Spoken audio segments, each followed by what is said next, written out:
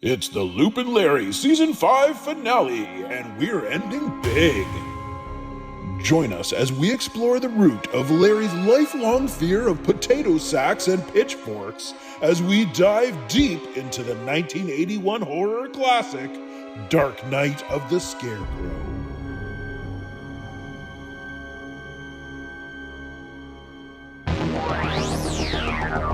In a world filled with intergalactic space battles, metahuman destruction on a global scale, and psychopathic serial hauntings, there's only one team who can make sense of it all. When your world is overrun with rampant pop culture, call Loop and Larry, Guardians of Geek. Yeah. Season 5 finale explosion. This is episode 65. Welcome everybody to Loop and Larry, Guardians of Geek. I'm Loop. And I'm Larry. And we're excited. This is our final episode of the season. Yes, it's been a good season. We've been quite productive this season, I have to say. Yeah. We slacked off for the first 4 seasons, but then season 5 kicked in and we were like shooting with all barrels. Is that the term? Shooting with all barrels? I don't know if that's a term. I don't think that's a term. So we've done about 11 I think this is our 11th episode of the season because we started with episode 54. Right. Okay. So not bad. Not bad. If my math is correct, we've done 11 this season. So, and I don't do math, so I'm going to go along with whatever you say. Perfect. It's like I don't read. I don't do math. I'm not very smart. Yeah, I was looking back and I'm like, I forgot like our first episode of the season was Captain America, which seems like so long ago. Holy cow. But that was last year. That was on October 3rd last year. That was our first episode of the season. Wow. Well, that's crazy. It has been a wild and crazy season. We've had guests on this season. We talked about like ranged from superheroes to horror to TV to like it's just the range has been fantastic. I would say we've covered one of the best seasons ever. ever. When the reviewers start piecing us together, putting our seasons in order of best to worst, number 5 is going to be right up there near the top. I feel like we'll see. Well, let's just jump right into it. Let's just go to top pop right now. All right.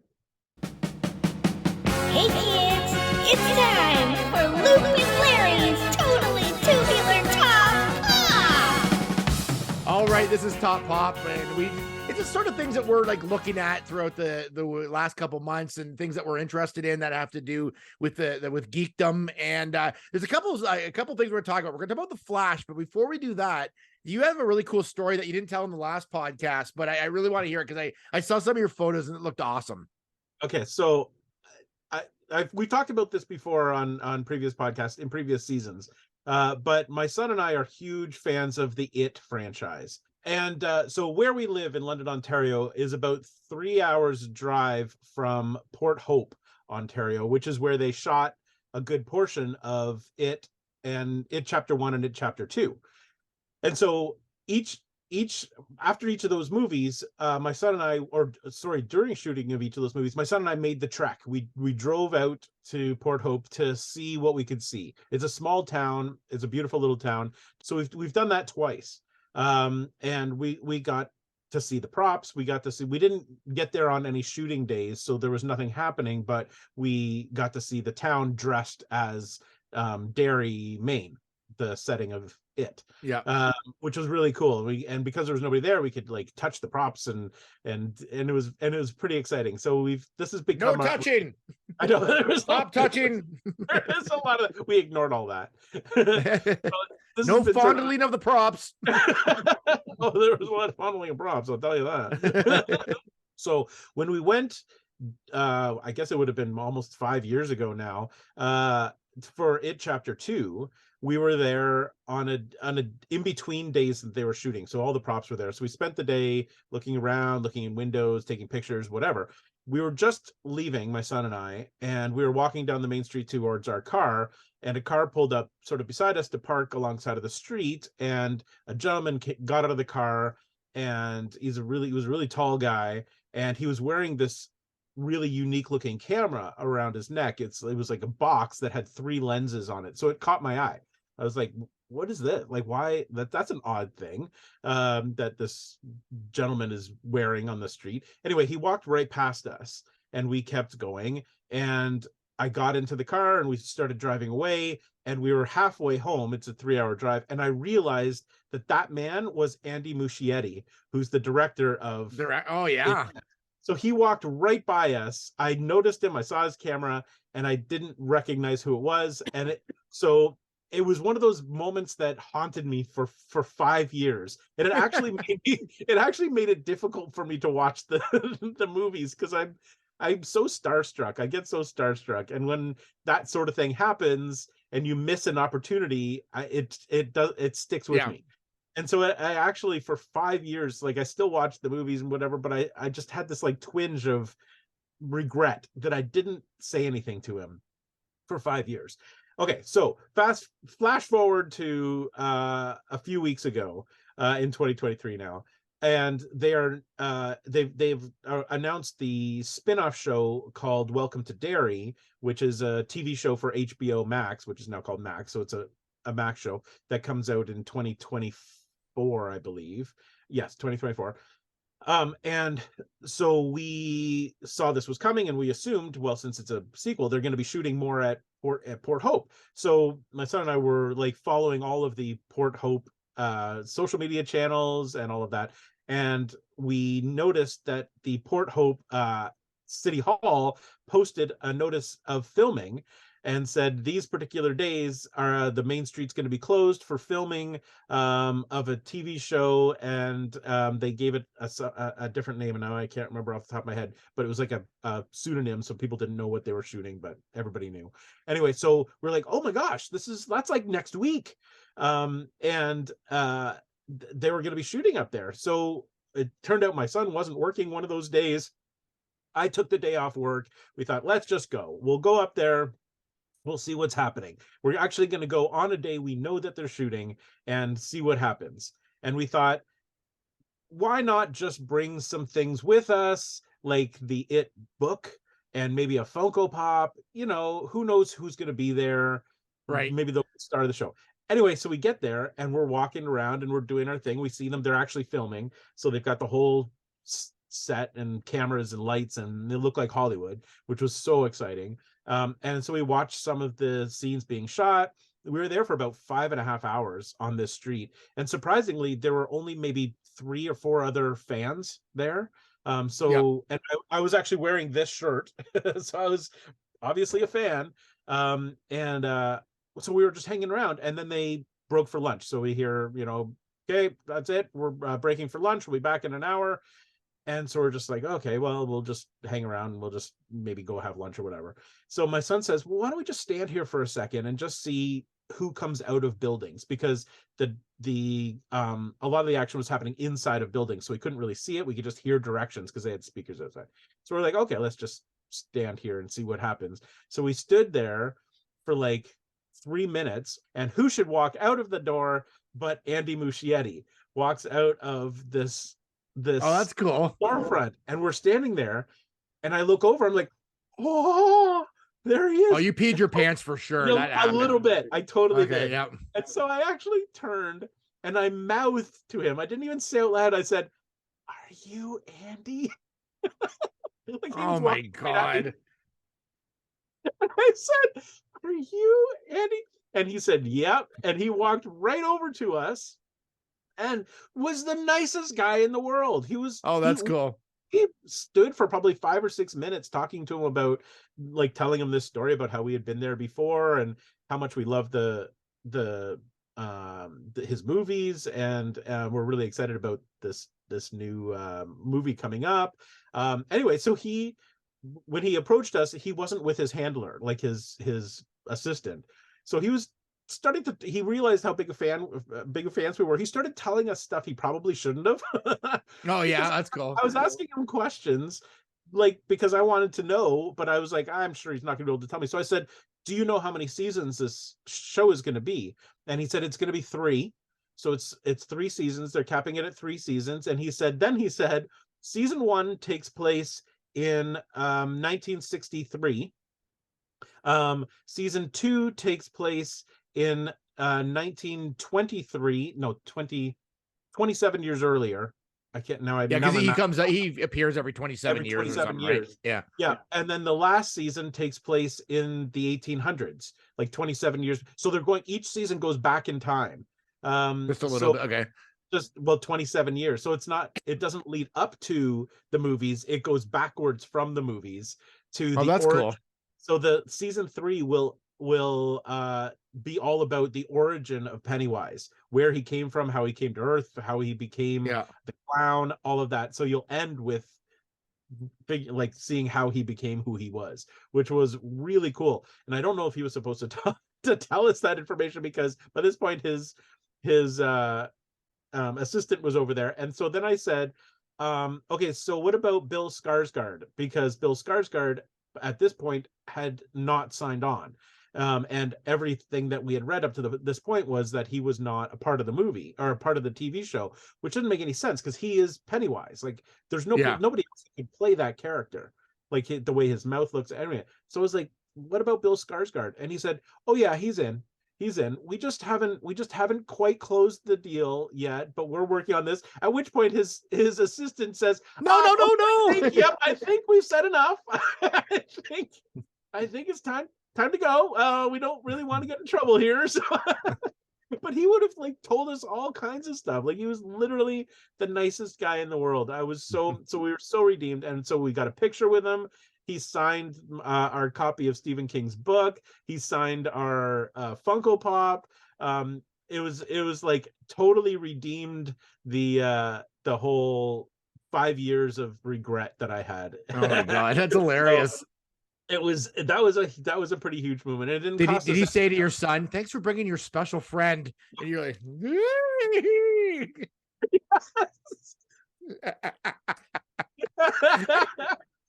I've seen you in action around celebrities, and it's not good. No, I don't even know. The whole thing's a blur to me, but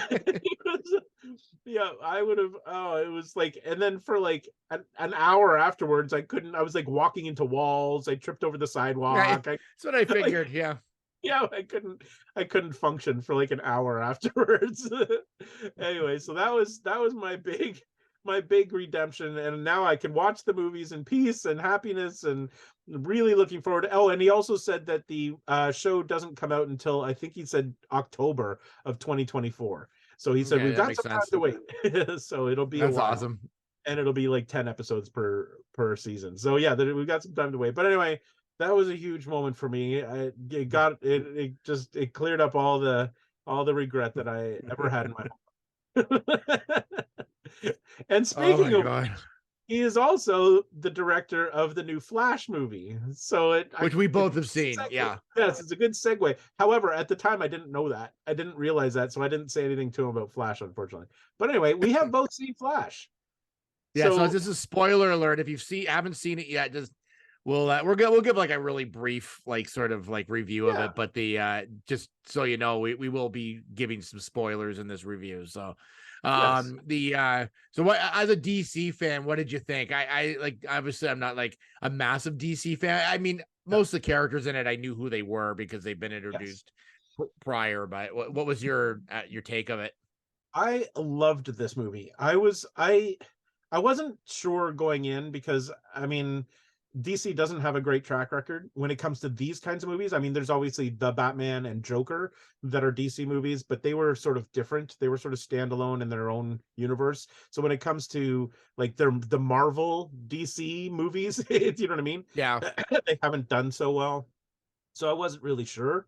But the whole Michael Keaton thing really drew me in. And I was like, I got to see this because I love those movies. Like the Tim Burton Batman is just excellent, and quite honestly, I mean, aside from Adam West, Michael Keaton is my favorite Batman. Like I just think he was awesome, so having him in there was great. And so I loved this movie. I thought it was so fun.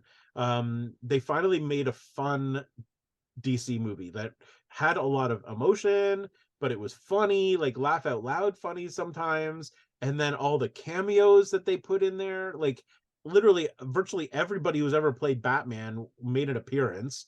Pretty much Yeah. everybody who's ever played Superman made an appearance, and some people who didn't even play Superman on the big screen made an Or that appearance. were rumored at one point to play Superman. Yes, Yeah. which was so cool. Like, I mean, again, spoiler alert, we're gonna say some things, but Nicolas Cage appears in this thing, and as Yes. soon as I saw him on screen, I was like, "That is awesome!" That they actually gave him his scene, the scene that he was supposed to have at like that fighting that spider was supposed to be the end of the movie that he was going to make and never Yeah. did. So that was really cool.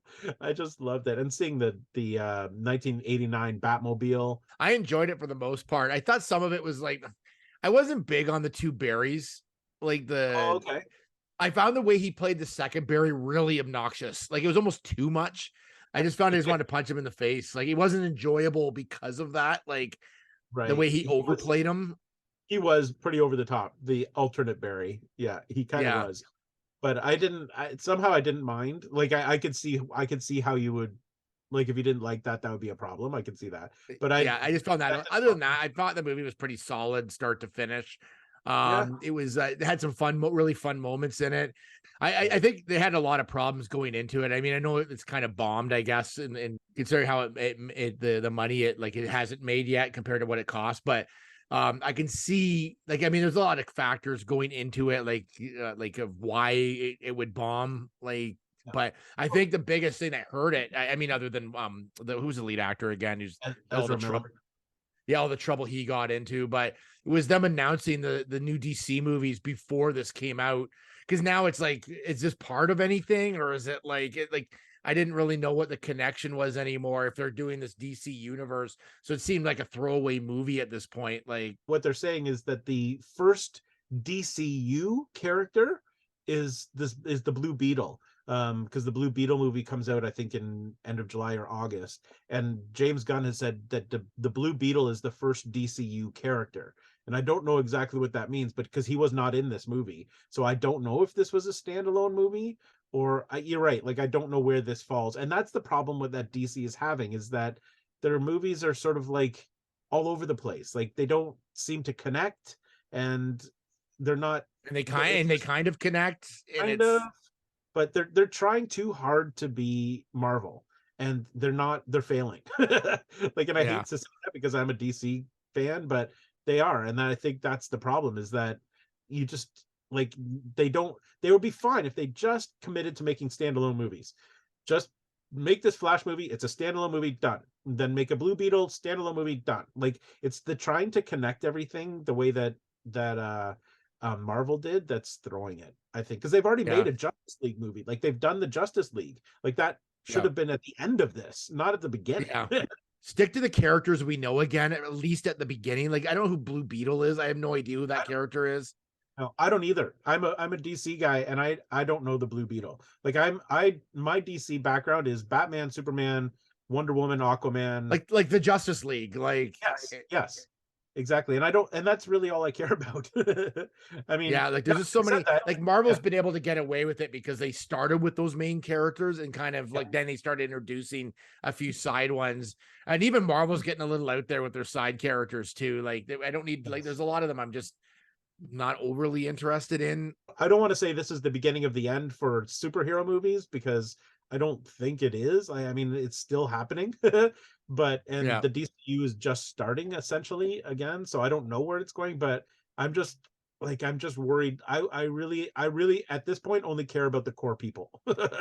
Like the Batman. And that's the same here. And like Marvel still has a few in their back pocket. Like, they haven't put out the Fantastic Four yet, and there's a few other big comics that haven't been done yet, but generally most of them have like kind of been out there at least in some capacity. But we'll see. I don't know. It's oversaturated, I think, is what's happened with, like, between, you got those, plus you got like Invincible and all these other superhero and The Boys, and like there's just too much of it at this point. They got to like pull it back a little bit, but I think so. And this is coming from two guys who love the comics. I love them, and I probably continue still to love them. Like the new, I watched the new Marvel series, Secret Invasion, like the first episode, and I loved it, but it was like, again, there's just so much going on. I'm like, holy cow, like it's just, but anyways. Yeah, we'll keep watching it, but we just won't be quite as enthusiastic as we once were. Oh, we will, but it's No, we we're just won't. worried. That's all. We're just a little worried. That's all Just it a little is. But concerned. Yeah. I'm also a little James? worried about our next pick, the pop capacitor. This is Lawrence's pick, and it's coming up right now. Check it out.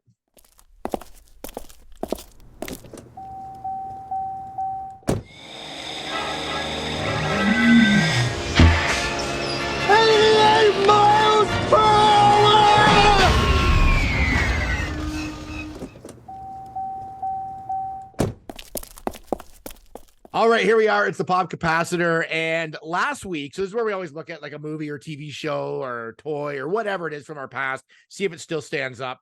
Last week, we decided to do a two-parter. This is a bit of a weird one, but there's always those movies that you loved as a kid, you bought as an adult, like you saw it on DVD or on Blu-ray, you bought it, still haven't watched it yet, but you have very fond memories of it. But then this is our opportunity to grab those off the shelf, watch them, and kind of go, did I like this or did I not like this? I don't know.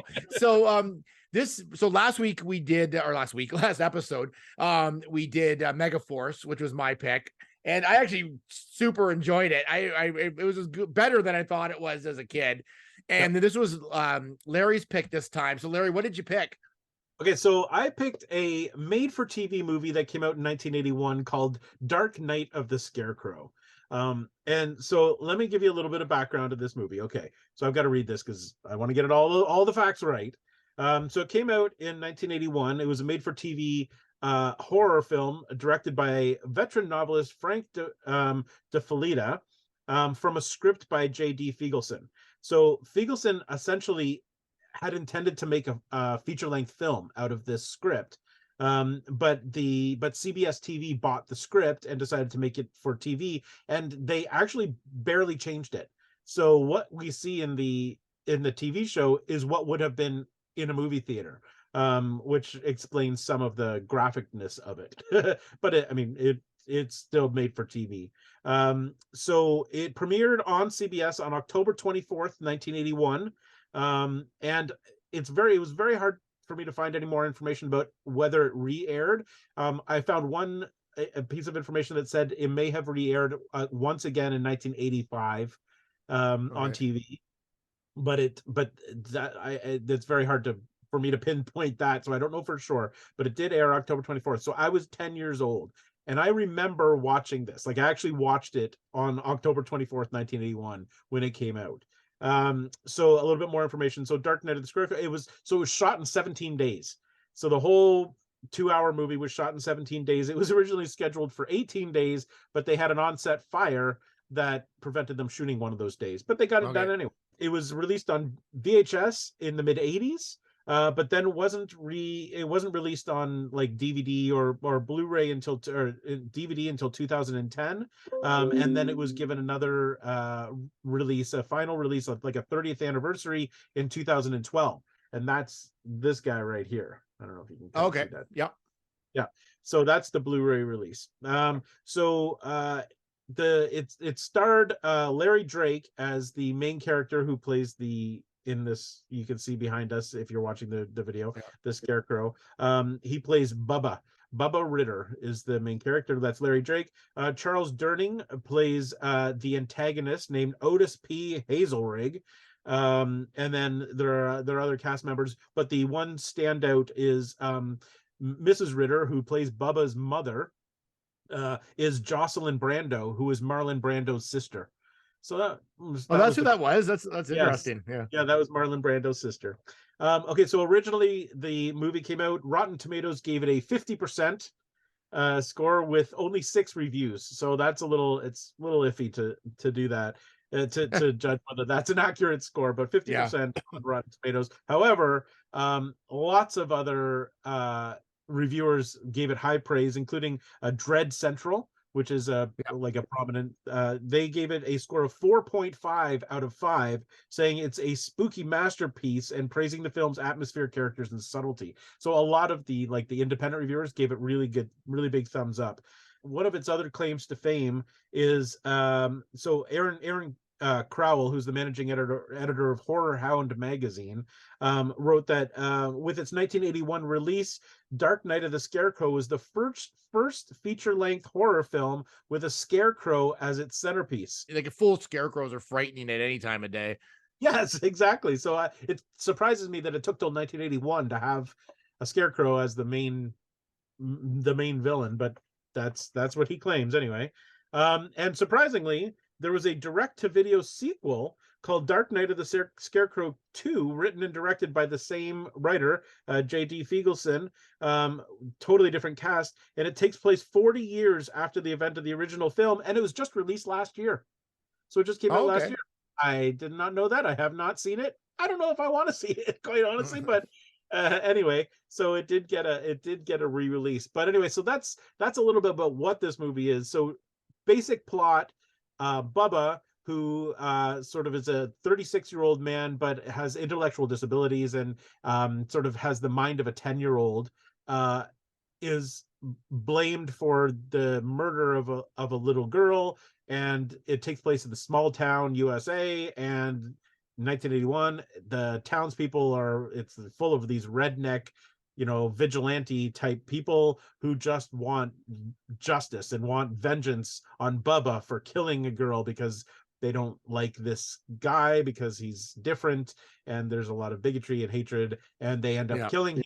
And then the Scarecrow gets his revenge. So the reason I chose this film is because, like I said, I was 10 years old when I watched this, and I was not prepared for this movie when I watched it, because I found it so terrifying, like literally till now. I mean, it stuck with me. There are certain scenes in this movie that I found so graphic and so disturbing at 10 years old that I could not stop thinking about this movie for years and years and years.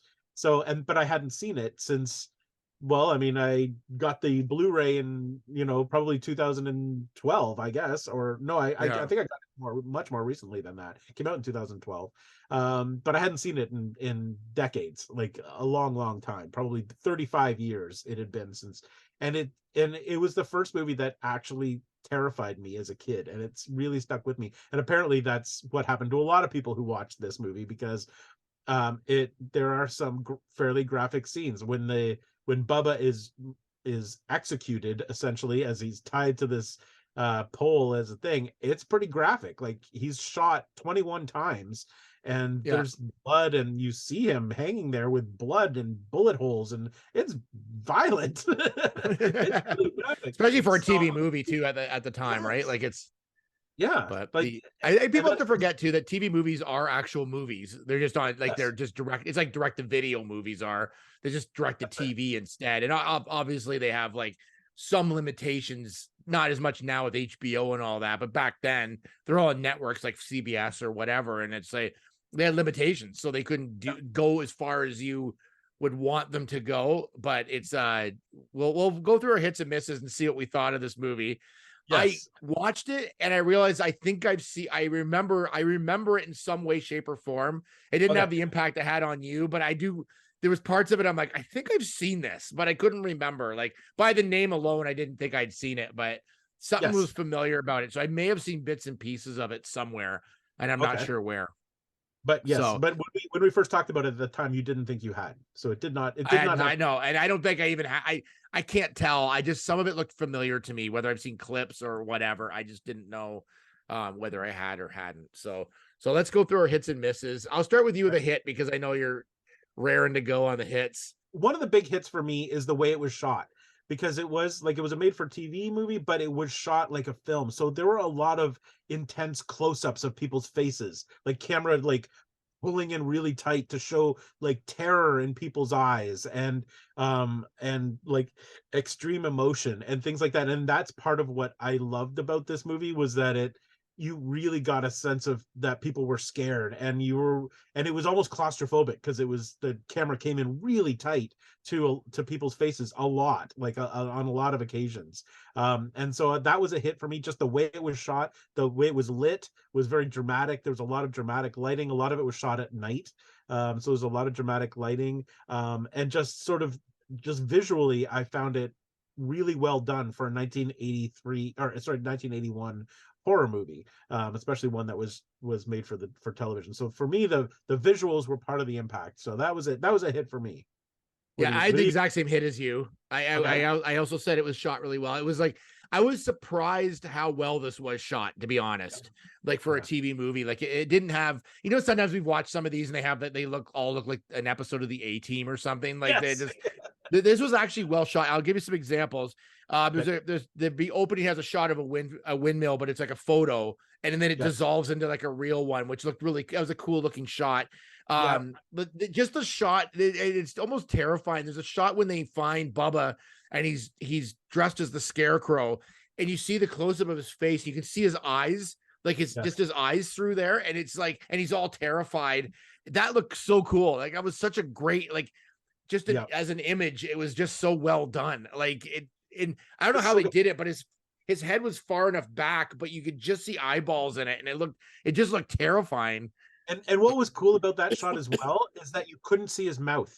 So there's a mouth hole and 2 eye holes, but they covered up his mouth inside there, so all you could see was his eyes. Yeah. So you weren't distracted by his mouth moving or his tongue or whatever like that. So you were just focused on how terrified his eyes were. Like there was so much terror because he knew that these guys were there with guns in their hands. And it was like, to me, that's one of the most iconic shots in horror, was that close-up shot of Bubba in the mask. And if you're watching the YouTube video, you can see the mask behind us, so you couldn't see his mouth, but you could see his 2 eyes. And it was just such, and the terror in his eyes, knowing that these guys have found him, and he was like, he didn't do what they thought he did, like, so he's innocent, but they think he's done something. Like 100% assumed he had done something. They didn't have any evidence. And the last shot I loved was there's a part where one of the guys that killed him ends up getting put into a wood chipper, and they go from the wood chipper to like someone spreading jam. Like it was just a great, like, so jam.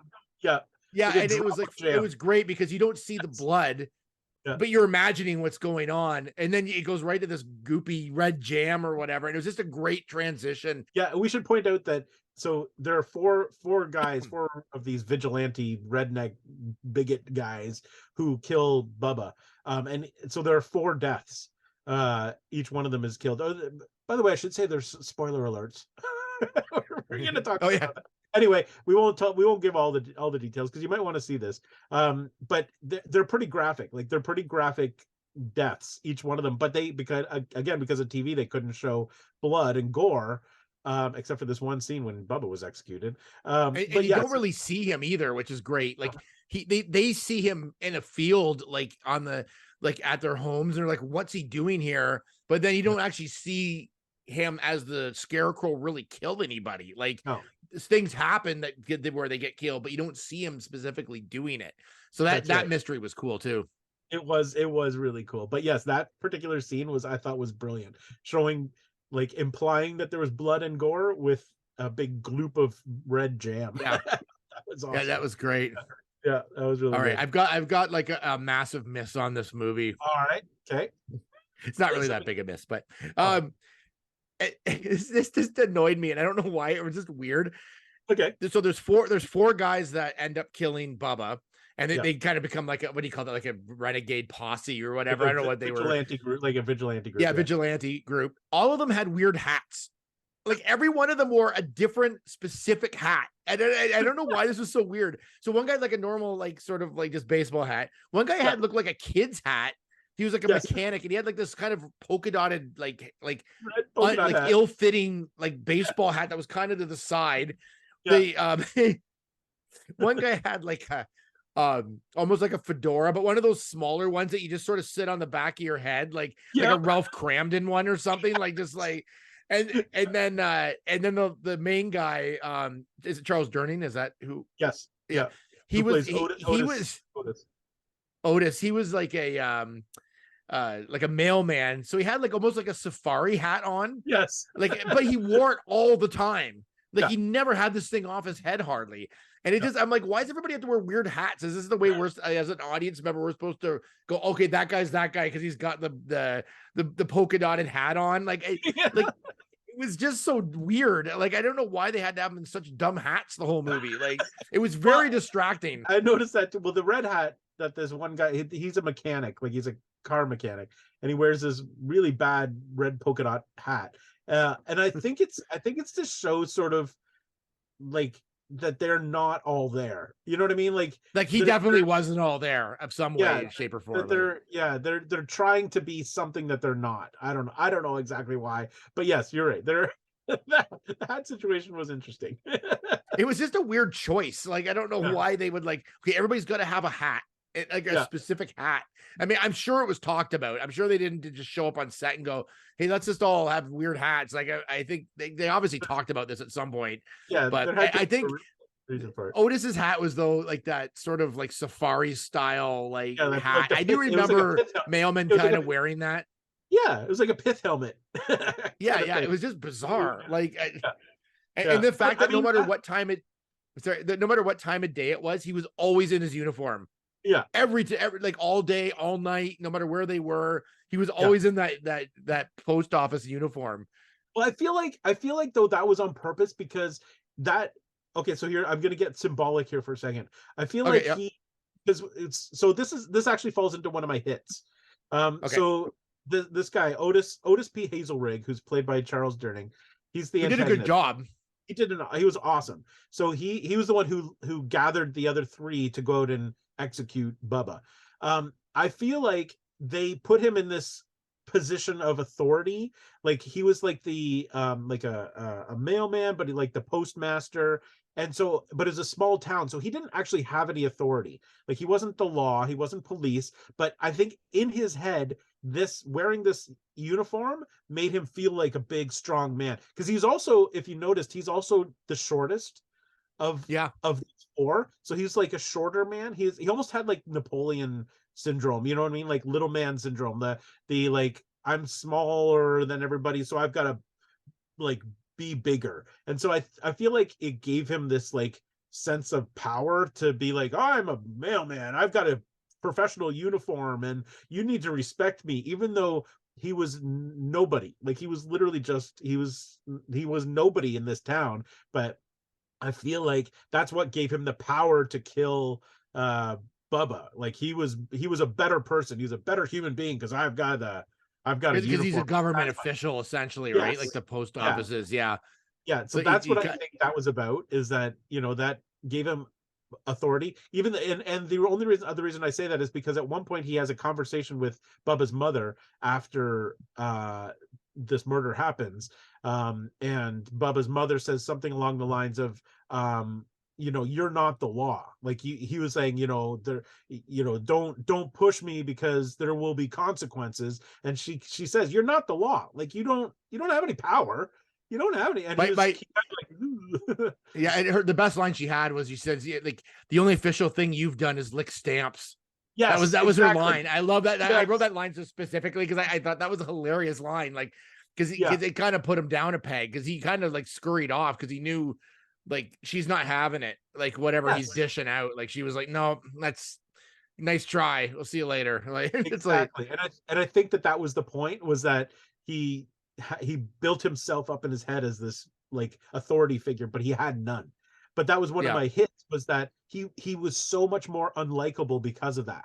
Like he was this, like, you obviously had no power. He was obviously like this redneck, you know, bigot person who hated Bubba because of his intellectual disability, and you know, it just made him even more dislikable that he so when all of these bad things started happening, you were cheering for these bad things to happen because he was so unlikable. But I think that was the point. So that was, because one of my misses was the fact that he always wore this postal outfit like 24/7. But like now that we talk about it, now that you've said that, I'm like, yeah, okay, I can see why. Because that was his whole. He had nothing else going for him other than being the postal guy. Like, in fact, he lived in a boarding house. Like, he didn't even have his own house.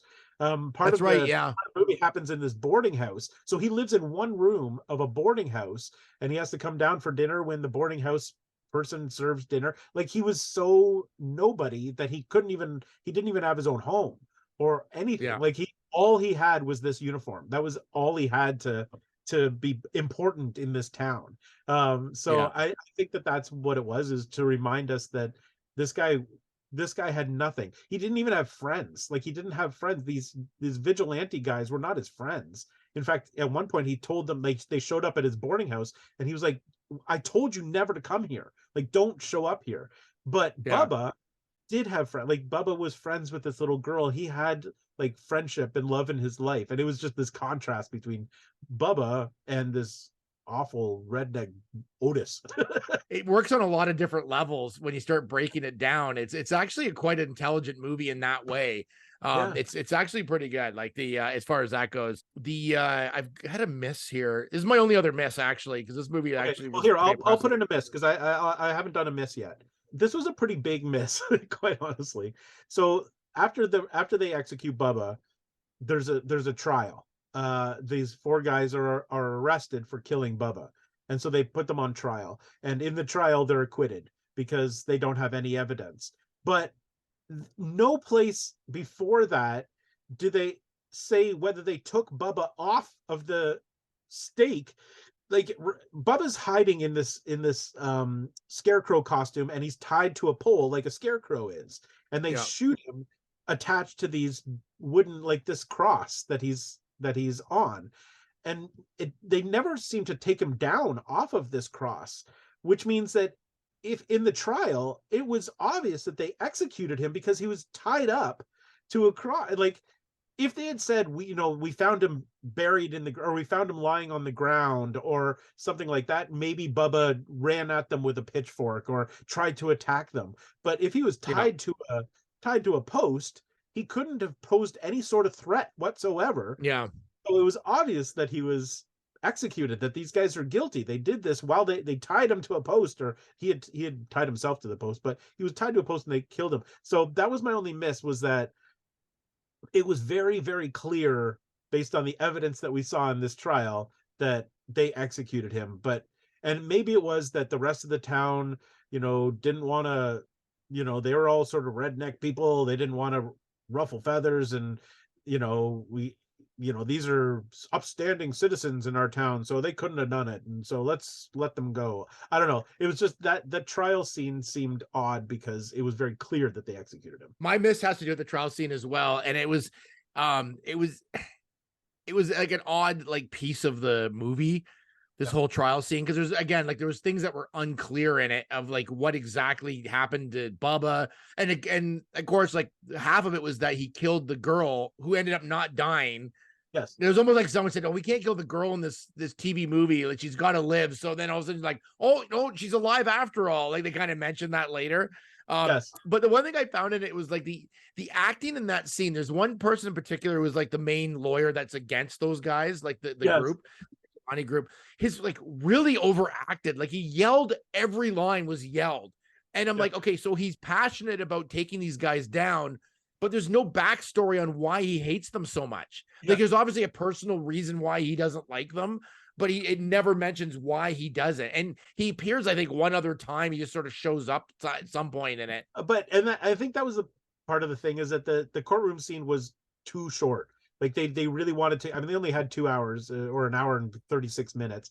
They needed to get to all of this revenge stuff, so they couldn't. But the trial scene was so short that it left out a lot of information. Like, it didn't really make sense because it was like 5 minutes long. Like, it was pretty quick, and you're right, it didn't make sense. My other miss with the trial scene was, so this vigilante group went to kill Bubba because word got out that he had killed this girl, and literally like a minute and a half after they executed Bubba, they get a call on their CB that says, "Oh, you know what? She's not dead. She's fine. They just released her from the hospital. And in fact, Bubba actually saved her life because she was attacked by a dog." Yeah. And so Bubba actually saved her life. So the whole town at this point knew that the girl wasn't dead, that Bubba saved her life because the girl told everybody. And yet at the trial, nobody said anything like that. Nobody said, "Well, why did you have to kill him? Like, he didn't do anything. He saved this girl." Like, shouldn't that have been part of the trial? Like, why didn't the girl's parents come to the stand and say, they killed the guy who saved our daughter. It almost would have been better if they kind of took like, because this movie is sort of like I Know What You Did Last Summer, like yes, he's coming back and kind of getting them. Yeah. I think what would have been better is if they would have killed him and just buried him, and then everybody found out somehow that she was still alive after the fact. Then there'd be like, oh my god, like we just killed this guy. And now we can't say anything. We've got him buried somewhere. And like, I think that would have maybe added a little bit more drama to it. Like, rather than the court scene wasn't really necessary. Like, I think the fact that they knew that he had saved her and they killed him and buried him, and then no one really knew where he went, and I think might have worked a little bit better. But totally, I totally agree. That's a good point. Like, I think that they should have cut that whole trial scene out. You're right. Like, just killed him, buried him, and everybody thought he just disappeared. And then they have to live with the guilt. Yeah, and that would have brought the stakes up for them too, because they're like, this guy's killing us, but we can't say anything because we killed him. Like if we think it's the same guy, like so. Because the whole town knows that they killed him. Like there was no like they're not hiding the fact that they killed Bubba. Like they were on trial for killing him. They just said they did it in self-defense, or they did it, and that was the end of it. So yeah, right. It kind of lessened the stakes a little bit by putting that trial. They should have watched I Know What You Did Last Summer before they shot this. They should have taken some tips from that. But yes, I think I've got like one more hit, I believe. Okay, I've got a few. Oh, I was just gonna say, like, one of my hits is just like, I thought the kills were all cool. We kind of touched on this before, but I love the wood chipper. I love the grain one. Because that grain ones, I've thought about that before. Like because I've heard of people falling in those grain bins before, and like so what happens in it is that one of the guys hides in a grain bin because he hears some stuff going on. Like a silo. So he's like, oh my god, there's somebody out there, and he thinks it's the Scarecrow, but he doesn't even know it's a Scarecrow because they haven't seen him yet. So he hides in there, and all of a sudden the whole machine starts up and grain starts pouring in, and the door's locked and he can't get out. And I always thought too, like, why don't you just climb the grain as it comes in? But I guess not, it just automatically buries you. Well, I don't think you can. Like, there's nothing to grab. You would just like keep. It's like quicksand. Yeah, I guess. Yeah. So he ends up dying. But it was a great death. Like, I was like, that's like actually like pretty scary. Like if you worked on a farm, just generally, like, let alone like being trapped in there. But there was some good like ideas for deaths in there that, I mean, any other movie would have gone a little further with it. But you didn't need to in this. Like, I like the way they did that. I thought that was really cool. I agree. And then same with the wood chipper. There was a death by a wood chipper, and he didn't just fall into the wood chipper. The guy like fell off a balcony in a barn, grabbed onto a light that was there, and was dangling from the light right above the wood chipper. So like he could only hold on to the light for so long until the light gave out, and then the light fell and he went into the wood chipper. So but they like lingered on him, like screaming and dangling from this light long enough that it was terrifying. Like he knew this was coming. Like it's not like it was an instant thing. He saw that it was terrible. Like it was really well conceived. Like the deaths were really, I thought they were really well conceived. I thought that it was well done. That part was well done. Yeah. So I've got, I think, only one or two more here. One of my hits was, I felt like this felt to me like an Alfred Hitchcock movie, because Otis, the main antagonist guy, kept having to commit more crimes to cover up the crime that he had done. So at one point he accidentally kills Bubba's mother. She has a heart attack when he like comes into her house and threatens her, and so he had to deal with that. So he ends up blowing up the house that she's in to cover up that crime. And then a little later on, one of his other vigilante guys sort of breaks and can't handle this anymore and wants out. So he ends up killing his vigilante guy. But then he has to bury him to get rid of that. So it felt like a very Hitchcock sort of story. You commit a crime, but then you have to keep committing crimes to cover up the crime that you've committed. It felt like classic horror to me. Like it wasn't just straightforward, murders. It was like this guy dealing with all of his like anxiety and like, oh my god, this tension. I've done a bad thing. I've done another bad thing. The psychology was really well done in that. Like, considering too, they didn't even know what was coming after them. And they hadn't seen anything yet, but it was the thought of something coming after them was almost more scary to them than like they're on high alert like all the time. And those other guys are like, dude, we got to say something or do something here and he's like, no, we're gonna cover, and he just kept covering up and covering up. I love that. I think that was great. Yeah, and that was the thing, is that they didn't know, like all through the movie, they were trying to figure out who it was that was causing all these accidents. Is it the like the prosecutor in the courtroom who kept saying, you know, I need to find evidence, I'm going to take you guys down. They're thinking maybe it's him, maybe he's setting all this up, maybe it's Bubba's mother who's causing all these accidents, maybe it's the little girl. Like they had no idea. And so, you know, it was just this like total tension that they would have been feeling, like, oh my god, what's going on here? So you know, there was that. And so I've got one more hit. And that was the final scene in the movie. Was pure nightmare fuel. It was literally a really quick scene, and again, spoiling, you should watch this movie before you watch the podcast, because the very last scene sort of shows that it was Bubba in this Scarecrow costume. It was the Scarecrow that was killing everybody. But there's a scene where the little girl has been talking to Bubba through the whole thing, like the ghost of Bubba through this whole thing. And at the very end, after he's killed the Otis, the main guy, the camera shoots the Scarecrow, and the Scarecrow's head just turns to the girl and stares directly into the camera. So like this empty like potato sack, like you can see if you're watching the video behind, this empty potato sack with no eyes in it anymore, because Bubba's just the ghost of Bubba, just turns to the camera, and it's just like this like 10-second scene that I just feel like is so terrifying, because it's just like and then the movie essentially ends with one more scene after that. But it's just that last scene where Bubba's head turns. That's a great scene. That's good. That was really cool. Yeah, I just thought I think that was really well done. I think like from this whole thing, I think obviously this stood up. Like I think for a TV movie, I thought it was fantastic. I loved like everything in this movie, from the music was great in it to to like the just the atmosphere. And then we talked about the psychology of like when you really look at these characters, like I mean, it has an older look to it, obviously, because it's an older movie, but I thought everybody did a great job in it. Other than the hats, and the other than that, just a cool plot. Like again, it's kind of like I Know What You Did Last Summer a little bit, but it's obviously this came out before that, but it was just a great story. I'm surprised it wasn't made into a feature like movie. Like I mean, other than CBS buying the script, but it could have easily been one. Well, and I was thinking about that. I was thinking I don't think that they could make this movie today, because essentially it's about a man with an intellectual disability who's friends with a little girl and is a good person, but there's so much hatred towards him and they end up killing him. I feel like there would be a lot of backlash today, because I mean, the other thing with this movie is that Larry, what's his name, who played Bubba, Larry Drake, who played Bubba, who also went on to play Dr. Giggles later on in the 80s. Okay.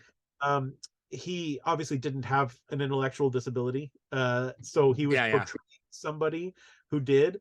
So today that wouldn't fly. Like that's you do that. So I don't. This was a movie very much of its time, because you couldn't. I don't think it would be possible to do this movie, like remake this movie. Yeah, though I think at the time they handled that character well, actually. Like they didn't like, no one was like making fun of him. No. There's just that like they were scared of him because they didn't know what he was. Like they didn't know how to handle him. Like, and which is actually like a sign of today too, right? Like people that don't understand somebody else, they automatically have different like things that they don't like. And I love that in this movie, in that they're almost ahead of their time in the way they portrayed this group of people, like that just didn't know anything, so they just assume that there's something bad about him, even though they didn't know him as a person, and then didn't want to know. I totally agree, because in fact at one point the mother said he's got the mind of a 10-year-old. He loves children because he's got the mind of a 10-year-old. That's all. the redneck guys say he's a 36-year-old man. He's mature. Like they don't understand it. Like they don't understand that just because you're 36 years old and you're 6 feet tall, that doesn't mean that you're the same as me. They just, you're right. And so it made the revenge even more sweet because you kind of want to, it was good payback, I thought. But I thought that was great. And I totally think it holds up. I've watched it actually 100% twice. holds up. It's something that if you haven't seen it, it's definitely worth watching. I thought it really surprised me, to be honest. I was like, this is actually pretty good. I was engaged with the whole thing. I was like, okay, what's going to happen now? Like I was right into it. It was well done, but anyways, great pick. That was an awesome pick. Good way to finish off the season. Let me just say, if you do want to watch this movie, it is available on Shudder. But it's also available for free on YouTube. Is it really? Yeah. Yeah. The whole movie is available on YouTube. So you don't have to buy it. You can watch the whole movie uncut on YouTube, or if you've got Shudder, you can watch it there. The one on Shudder is the remastered version, the 30th anniversary. It's good. It looks really clean and nice. I don't know if the YouTube one is, but it's there. So if you it would be way better quality on for sure on Shudder. So, and I think we'll post that before we post this so that you can try to watch it, because we did spoil the whole movie pretty much. Pretty much. But it's still worth watching. Like there's other stuff that we haven't talked about that's in it too, which I found really interesting. So it was well done. It was really well done. So totally, great way to end off this season for sure. So we have so this is season 5. We'll move into season 6 in hopefully September. Well, that's the plan, September. Yeah. So we'll try to beat the number of episodes. What did we do? I think we talked about this 11 episodes this season. So I think we'll try to. I think for season 1 we did maybe 15. Does that sound right? Okay. I think, it sounds about right. Yeah. We were doing them every 2 weeks back then. Yes. Yeah. Yeah, and we did not too bad this year, but we'll try to up it next year. This is the most we've done in a while, like because I think last season we only did like 7. Yes. Yeah, we decided to actually improve our score this year. Next year we got something bigger to strive for, so we're gonna be there for you. You're gonna get all the good geeky stuff. And again, check our socials out and send us if there's a movie you think we should be checking out from the 80s that you remember and you're like, oh, you guys got to do this. Send it to us, because I'd love to see what other people are sending, and we can try some of those movies as well. Like, because we just take wild stabs at stuff like sometimes there's stuff that really means a lot to us. But just movies, TV shows, whatever. Let's hear them. I love to hear that. So thank you so much for joining us this season. We are back again, I guess, in September, season 6, and I'm looking forward to it. And we're taking the summer off, so we'll see you in a couple months. Thanks for watching Loop and Larry, Guardians of Geek. Bye-bye.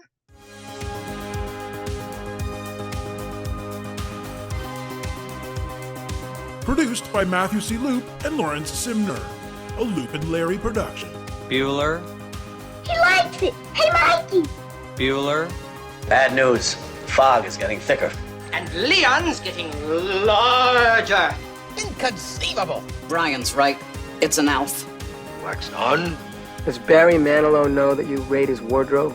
Oh, Captain, my captain. Life moves pretty fast. You don't stop and look around once in a while, you could miss it. Wax off.